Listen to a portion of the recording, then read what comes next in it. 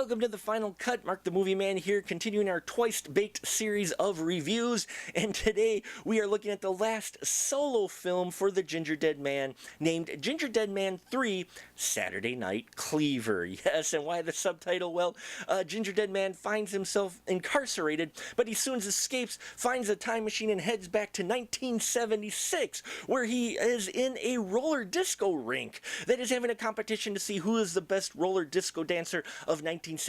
Plus, they're going to be crowning a roller disco queen that night.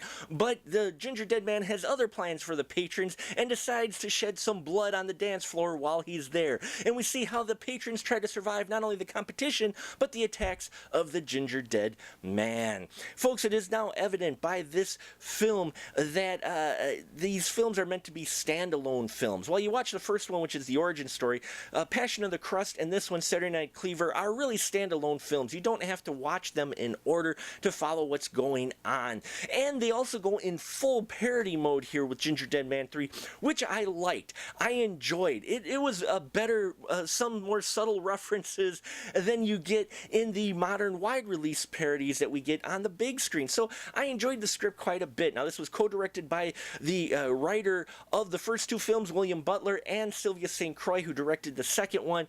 And you can tell, again, still different style than the Charles Band films, and that's not necessarily a bad thing at all for this series. The parodies really were done well, though. They open up with a visit of Clarissa to the Gingerdead Man, and so they're parodying Silence of the Lambs there, and we also learn that there are some other very psychotic pastries out there, include a Rasta brownie, baguette, cream puff, and tart. We are introduced to those characters who will show up later in this series, and I enjoyed that. I enjoyed the fact we've got these other puppets going on, again, hearkening back to some Full Moon Classic films. But the way the actress nailed the voice of Jodie Foster and the look, I really enjoyed how this was parodied quite a bit. And then when they go back to 1976, they parody Studio 54, and they also parody Carrie, as well as a couple other 70s references in there, and I liked that. I liked the references that they did and the direction they took. I did not expect them to do that, and so that was a refreshing change for this series. Now, of course, things get ridiculous when you have a cookie that's a killer, but at the same time, these characters that we're introduced to in the 70s were done well. The Cherry character, yes, play on Carrie character, played by Paris Wagner, enjoyed her character quite a bit. She had that mousy look quite a bit, and I loved how her approach to this character, and she was a lot of fun. Robin Sidney, who was Sarah Lee in the first one, as well as playing Luann in the Evil Bong series, makes an appearance as the DJ at the roller rink club. You get some other people that show up. Peter Stickles, who played Alistair in one of the Evil Bong films, shows up as a cameo of Jeffrey Dahmer. Don't ask. But there's a lot of great fun stuff going on in this film. There is blood and gore in here.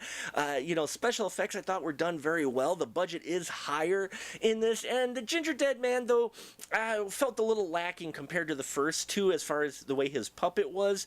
But still entertaining killer to be sure. Folks, the Gingerdead Man series, I think, is a more solid group of films.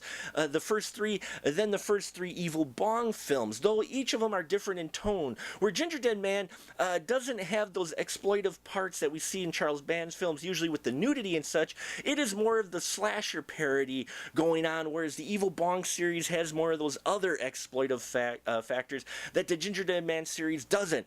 But stay tuned, folks, because these two series do collide in our next review, which will be for the Gingerdead Man versus the Evil Bong. I know you're excited. Hope you're enjoying these reviews. Please leave your comments down below, and of course, hit that subscribe button, because I'm looking for 1,000 subscribers before the middle of July, where we hit our 10th anniversary. I appreciate every single one of you, and until next time, remember, keep that ticket stub. Oh yeah, keep that ticket stub. I'm gonna punch your stub. Oh no, a killer pastry.